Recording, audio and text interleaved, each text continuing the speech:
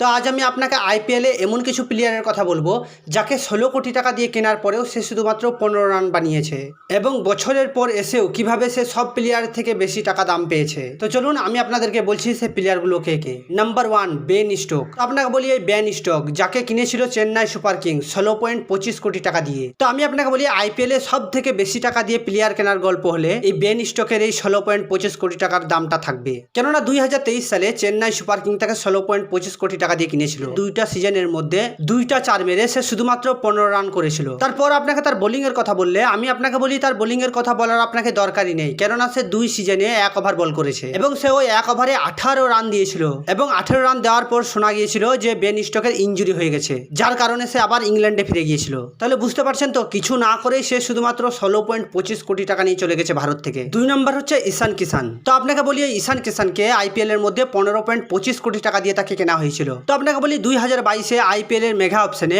Mumbai India তাকে release করে দিয়েছিল এবং ভেবেছিল তাকে আবার কিনে নেবে, কিন্তু তারপর আপনাকে বলি এসআরএইচ মানে সানরাইজ হায়দ্রাবাদ তার পিছনে হাত ধুয়ে পড়ে গিয়েছিল তাকে কেনার জন্য। কিন্তু আপনাকে বলি এই মুম্বাই ইন্ডিয়া ঈশান কিষানকে সবার থেকে বেশি টাকা দিয়েও টিমে রাখতে চায়, কেননা মুম্বাই ইন্ডিয়ান্স ফিউচারে ঈশান কিষানকে তার আইপিএল টিমের ক্যাপ্টেনও রাখতে চায়। ওই জন্যই তাকে আবার নতুন করে কিনতে 15.25 কোটি টাকা লেগে গিয়েছিল মুম্বাই ইন্ডিয়ান্সে। সে প্রমাণ করতে পারেনি যে তাকে 15.25 কোটি টাকা দিয়ে মুম্বাই ইন্ডিয়ান্স ঠিক করেছে, কেননা সে 2022 এবং 2023 দুইটাই সিজন খেলে সে 500 রানও করতে পারেনি। তারপর নাম্বার 3 হচ্ছে প্যাট কামিংস। তো আপনাকে বলি প্যাট কামিংস 15.50 কোটি টাকা। আপনাকে বলি সুযোগ ছিল 2020-র মধ্যে, আগের 2 বছর আইপিএল খেলতে না পেরে প্যাট কামিংস 2020-র মধ্যে আইপিএলে মিনি অ্যাকশনের মধ্যে আসে। তো দুইটা টিম তার পিছনে হাত ধুয়ে পড়ে গিয়েছিল তাকে কেনার জন্য। টিম দুইটা হচ্ছে আরসিবি এবং দিল্লি ক্যাপিটাল। তো আরসিবি প্যাট কামিংসকে 12.75 কোটি টাকা দাম বলেছিল, সেখানে দিল্লি ক্যাপিটাল তো চুপ হয়ে গিয়েছিল, কিন্তু তারপর এন্ট্রি হয় কেকেআর এর।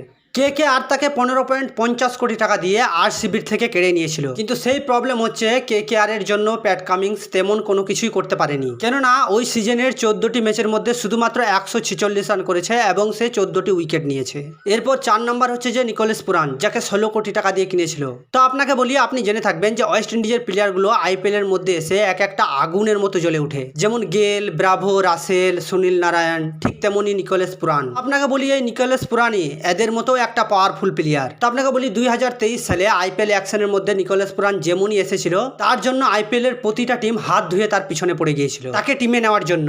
প্রথমে চেন্নাই এবং রাজস্থান তাকে কেনার জন্য দাম লাগায়, তারপর দিল্লি নেমে পড়লো এবং দিল্লি ভাবলো সে অনেক সহজেই মানে অনেক কম দামের মধ্যে নিকোলাস পুরানকে কিনে নেবে। তারপর লখনৌ এন্ট্রি নেওয়ার পর এমনভাবে কম্পিটিশন স্টার্ট হয়ে গেছিল যে নিকোলাস পুরানের দামটা সোজা 16 কোটির মধ্যে গিয়ে থামে।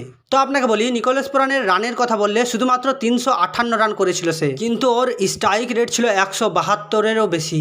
তো চলুন আজ এই পর্যন্ত। আপনি যদি এই ভিডিওর পার্ট 2 দেখতে চান তাহলে আপনি কমেন্ট করে দিন কমেন্ট বক্সে, আমি এই ভিডিওটার আবার পার্ট 2 বানিয়ে দেবো। আর আপনি যদি এই চ্যানেলে নতুন হয়ে থাকেন তো দয়া করে একটা সাবস্ক্রাইব করে যাবেন, আর এই ভিডিওটা যদি আপনাকে ভালো লেগে থাকে তো একটা লাইকও করে যাবেন। তো চলুন দেখা হচ্ছে পরের ভিডিওতে।